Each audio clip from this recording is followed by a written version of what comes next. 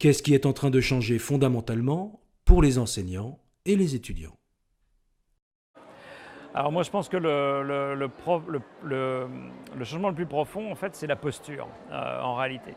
C'est-à-dire qu'aujourd'hui on est en train de passer d'un système transmissif, hein, qui est quand même le modèle de l'université avec ses grands amphithéâtres qui descendent la formation, ce prof star qui parle à des milliers de gens en même temps ou des centaines de gens en même temps, à un modèle beaucoup plus basé sur la collaboration et sur l'action. Et, euh, et donc ça pose, ça pose évidemment des problèmes aux gens parce que c'est un changement important en fait, hein, en termes de mode de fonctionnement. Ça veut dire que petit à petit on va aller vers une disparition des amphithéâtres, hein. Ça, je pense que ça va aller relativement vite. Daphné Koller de Coursera elle dit que c'est moins de 5 ans. Hein. Je ne sais pas si ce sera moins de 5 ans, mais en tous les cas ça va aller assez vite.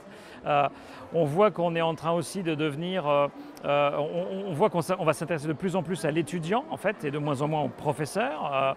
Donc ça veut dire qu'on va être aussi plus exigeant vis-à-vis de l'étudiant, on va vouloir qu'il soit plus autonome, on va vouloir qu'il soit plus acteur de sa formation pour être plus efficace. Mais ça veut dire aussi que le formateur, l'enseignant va être plus dans la posture de l'accompagnement, de l'organisation du dispositif, pour essayer de faire développer faciliter ou rendre plus efficace le développement des compétences des étudiants. Et puis, toute l'organisation de l'université va devoir se faire autour de ça. Et ça, ça va être des choses progressives avec des modifications probablement de la manière dont est organisé le service des enseignants, probablement des modifications de locaux aussi, parce que les locaux ne sont pas du tout adaptés au travail collaboratif à l'université aujourd'hui. Il y a plein de petites salles, des grandes amphis, enfin tout ce qu'il ne faut pas finalement pour travailler.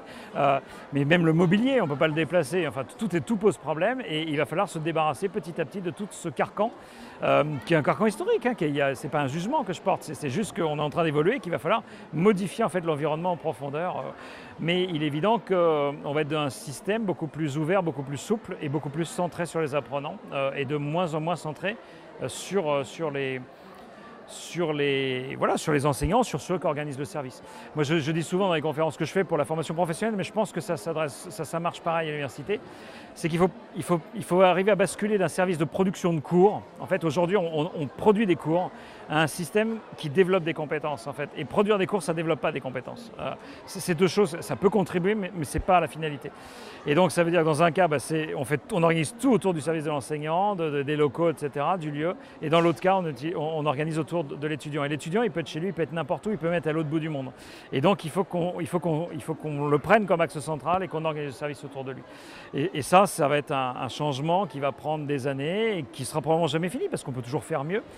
Et c'est un changement qu'on a engagé dans tous les services de formation, mais même presque dans tous les services tout court, en fait, dans le monde, à chaque fois que le numérique est arrivé, même dans des choses qui n'ont rien à voir avec l'éducation. Je pense que c'est vraiment ça, au pied duquel on est. Hein. Alors ça peut paraître angoissant, j'avais envie de finir peut-être par une note positive, mais en réalité, c'est un challenge énorme et c'est surtout un challenge extrêmement motivant. C'est-à-dire qu'aujourd'hui, je vois bien que ça angoisse un peu les formateurs, les structures qui organisent, les directions d'universités, d'écoles, etc. Mais en réalité, on a une opportunité historique et je pense qu'il ne faut pas la rater. On peut modifier et faire vraiment quelque chose de bien avec notre travail. C'est-à-dire qu'avec la même quantité de travail, on peut faire beaucoup mieux pour les gens à qui on s'adresse. On peut être beaucoup plus pertinent et beaucoup plus efficace vis-à-vis des bénéficiaires. Et nous, on travaille, enfin on fait du service public, on travaille pour le bénéficiaire. On ne travaille pas pour nous, on travaille pour le bénéficiaire. Aujourd'hui, on peut vraiment le faire. Et si nous, professionnels de la formation, on ne relève pas ce défi-là, eh bien, c'est d'autres qui le feront. C'est LinkedIn, c'est Google, c'est Salesforce, c'est je ne sais pas, il y aura toujours quelqu'un pour le faire. De toute façon, il y a un vide. Aujourd'hui, on voit bien, il y a une demande qui croît en formation et elle n'est pas comblée. Et ça ne va pas rester vide. Les gens vont s'engouffrer là-dedans et ils vont prendre des positions qui peuvent être dominantes en fait très vite. C'est nous, professionnels de la formation, qui devons nous emparer de ça en fait. Et ça, et c'est pas une angoisse, et c'est pas juste parce qu'on veut survivre, c'est parce que si on fait ça, notre boulot va changer, il va devenir encore plus intéressant, encore plus passionnant que ce qu'il est aujourd'hui. Donc ça vaut ça. Enfin, il n'y a aucune raison de ne pas y aller. Hein. Vous avez compris, je suis un peu convaincu moi. Mais... voilà.